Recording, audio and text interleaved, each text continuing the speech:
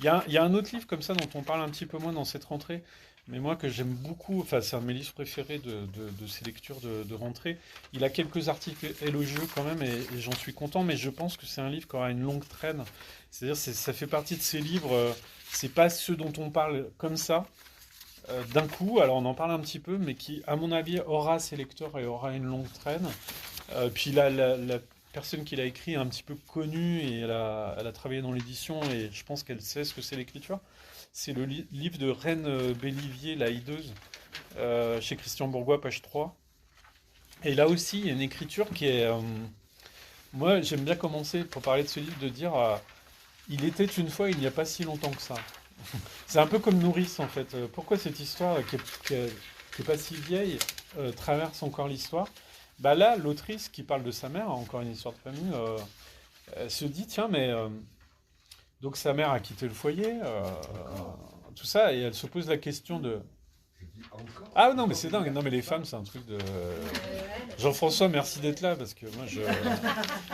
raconter des histoires de femmes aux femmes, j'en peux plus, quoi. Non, je rigole. Et non, La Hideuse, c'est un livre. Donc cette femme enquête sur sa mère. Et alors là, c'est pareil. Comment on raconte ce que sa mère a vécu? Il y a la chose la plus simple, c'est de se dire que, comme sa mère, elle a été amoureuse, elle a eu des enfants, donc elle a peut-être une expérience commune avec sa mère.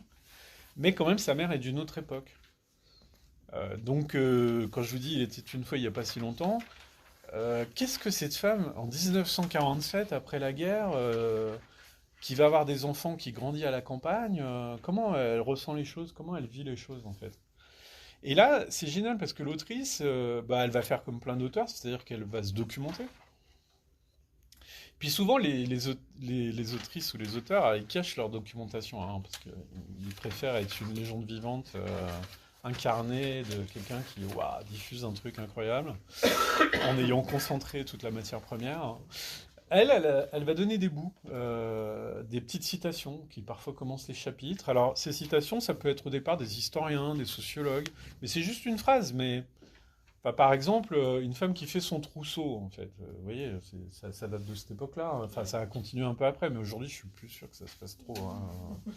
Enfin, moi, ma grand-mère a fait ça, je comprenais pas. Enfin, bon, Pas bref. dans certains milieux, je pense. Et donc, voilà, on peut faire son trousseau. Alors, les historiens, qu'est-ce qu'ils racontent de ça? Alors, il y a une petite phrase sur faire un trousseau. Et c'est vrai que sa mère, elle a peut-être fait son trousseau à une époque, quoi. Ou à une époque, on portait des sabots à la campagne, encore. Qu'est-ce que ça veut dire? Et puis après, ces citations, elles sont peut-être un peu plus littéraires parce qu'on rentrera plus dans pourquoi cette femme est partie, pourquoi elle a fui, quoi. Donc ça, peut-être peut-être plus d'imagination, quoi.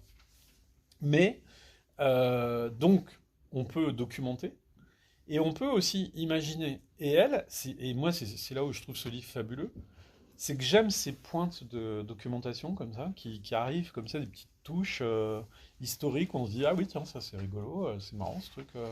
Mais sans en faire trop, sans trop développer. C'est un petit peu comme des points, comme ça.